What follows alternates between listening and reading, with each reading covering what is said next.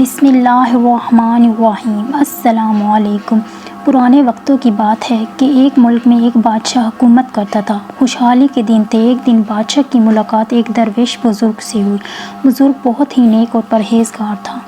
بادشاہ ان سے بہت عزت سے پیش آیا اور ملاقات کے آخر میں ان سے فرمائش کی کہ مجھے کوئی ایسی چیز، تعویذ، وظیفہ وغیرہ لکھ دیں جو انتہائی مشکل وقت میں میرے کام آئے۔ بزرگ خاموش رہے، لیکن بادشاہ کا اصرار بڑھا تو انہوں نے ایک کاغذ کے ٹکڑے پر کچھ لکھ کر دیا اور کہا کہ اس کاغذ کو اس وقت کھولنا جب تم سمجھو کہ تم اس کے آگے تم کچھ نہیں کر سکتے، یعنی اس کاغذ کو انتہائی مشکل وقت میں کھولنا۔ قدرت کا کرنا ایسا ہوا کہ کچھ ہی عرصے بعد اس ملک پر حملہ ہو گیا اور دشمن کی فوج نے بادشاہ کی فوج کو الٹ پلٹ کر رکھ دیا۔ بادشاہ کو اپنی جان کے لالے پڑ گئے اور وہ بھاگ کر کسی جنگل کے غار میں چھپ گیا۔ دشمن کی فوجیں اس کے پیچھے تھیں اور وہ تھک کر اپنی موت کا انتظار کر رہا تھا۔ پھر اچانک اس کے ذہن میں درویش بابا کا دیا ہوا کاغذ یاد آیا۔ اس نے اپنی جیبیں ٹٹولی تو وہ کاغذ خوش قسمتی سے اس کے پاس ہی تھا۔ سپاہیوں کے جوتوں کی آہٹ اس کے قریب آتی سنائی دے رہی تھی۔ اب اس کے پاس کاغذ کھولنے کے سوا کوئی چارہ نہیں تھا۔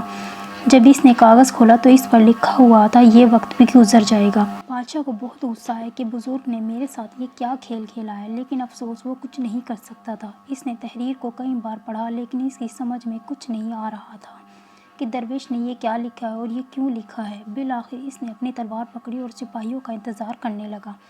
سپاہی آئے تو اس نے مقابلہ کیا اور وہ بچ نکلا۔ اس کے بعد کئی مدت تک بادشاہ بہت خوار ہوا۔ کافی سال وہ اس مصیبت کو جھیلتا رہا۔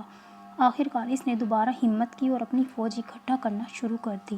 کافی سالوں کی محنت کے بعد اس نے اپنی فوج اکٹھا کر لی اور دوبارہ سے اس ملک پر حملہ کر دیا اور خوش قسمتی سے اس جنگ میں اس کو فتح نصیب ہوئی اور وہ ایک بار پھر اس سلطنت کا بادشاہ بن گیا۔